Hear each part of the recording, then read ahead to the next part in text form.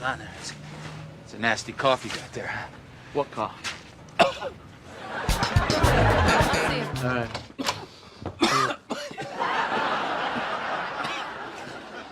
Are you taking any medication for that? Yeah, I got some pills. They taste terrible.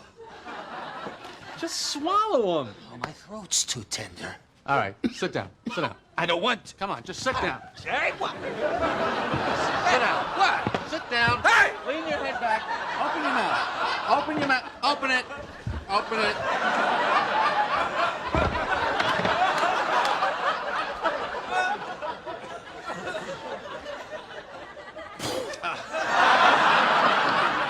What kind of pills are these anyway? For Smuckers? May cause panting and loss of fur?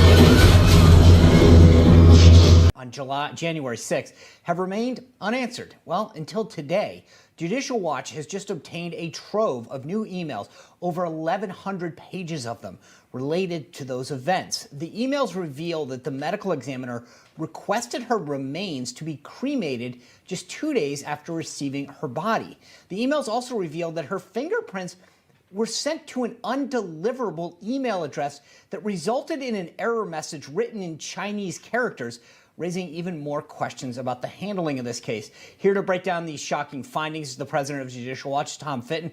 Tom, good to see you back here. Thanks for having me on again, Sean. Appreciate it. Okay, I'm way out of my league on this. Why would the medical examiner's office request a cremation of her body, particularly so soon, especially since the case was still pending? Is that odd? It struck me as odd. Maybe the family requested it and they accommodated the family's request on their behalf. I don't know. But this was an active investigation. They hadn't determined the cause or manner of death. Applying for the cremation doesn't necessarily mean the cremation took place. But, why is this a mystery to me is a mystery to me. Because this is a major issue. What happened on January 6th, we're told, is the most important event in the history of man. And this woman was killed at the Capitol. And it's only now we're first getting documents about the investigation of her death. We still don't know who shot her. And this basic information about the investigation, you would have thought would have been released in a more timely way. What else is interesting here is they seem to have determined the cause and manner of her death in early January, I think January 13th or 14th. Right. Toxicology report, the preliminary results of that were received, I think, in February.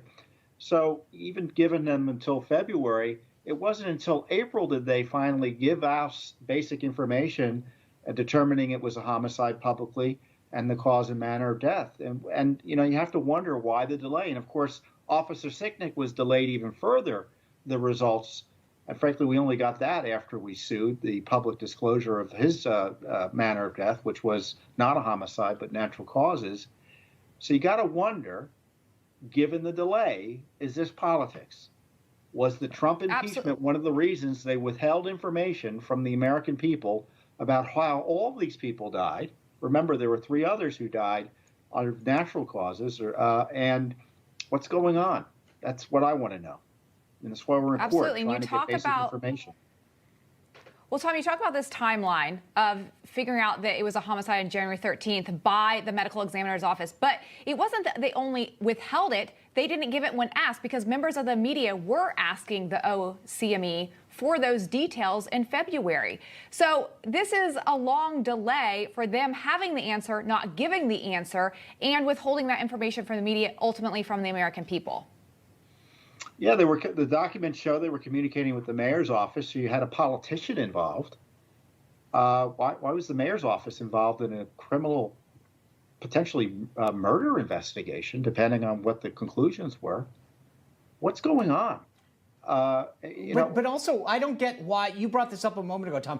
We still don't know, at least publicly, the name of the officer who shot Ashley Babbitt, right? We all seen it, those images on television. Was the name in any of the emails that you received? No, we don't have that information yet. And I don't get this. Derek Chauvin's name wasn't protected when he killed George Floyd. No. And, the left seems to say, well, Ashley Babbitt was doing something seemingly illegal, so too bad. Well, that's not the way the rule of law is supposed to work. I want the investigative report about how that shooting took place, whether it was justified or not. I want the name of the officer. It's something that would be required from any other major police department, frankly, also the FBI. The FBI wouldn't be able to withhold this information, but because it's Nancy Pelosi's police force, the rule of law doesn't apply, and basic transparency requirements don't apply. That's what it's all about. What's right is right, and what's wrong is wrong. And this is a wrong situation that's going on in my call or a report of shots fired during any of this? As a matter of fact, I did. There was reports of shots fired through the house main door onto the floor of the chamber. Later, those reports would prove to be false. This video captures Byrd instructing members of Congress to don gas masks. We had a disbursement of tear gas in the rotunda. Please be advised there are masks under your seats. He says officers barricaded the door, what he considered the last line of defense. I had been yelling and screaming as loud as I was, please stop, get back, stop. We had our weapons drawn. There's a gun! There's a gun! Byrd, only his hand and gun visible, targeted a figure trying to climb through a window. He fired a single, fatal shot, hitting Ashley Babbitt. She was 35 years old, an Air Force veteran, Trump supporter, and QAnon follower. We see your arm out there for a considerable amount of time. Were you wavering? I was taking a tactical stance. You're ultimately hoping that your commands will be complied with, and unfortunately they were not. When you fired, what could you see? Where were you aiming? You're taught to aim for center mass. The subject was sideways, and I could not see her full motion of her hands or anything. So I guess her movement, caused the discharge to fall where it did. And what did you think this individual was doing at that moment? She was posing a threat to United States House of Representatives. But an attorney for Ashley Babbitt's family disputes that. He did not respond to our request for a comment, but in a previous statement said Babbitt was not brandishing a weapon, not in close proximity to members of Congress, and was not an imminent threat of death or serious injury to anyone. Her family points out that she was not armed. That's correct. The fact that you weren't aware whether she was armed or not, did that alter the decision making? It did not. What should we make of the fact that there were other officers in other...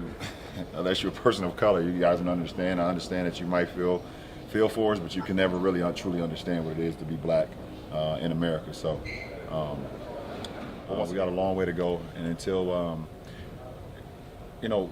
it's crazy because you look at just like common sense.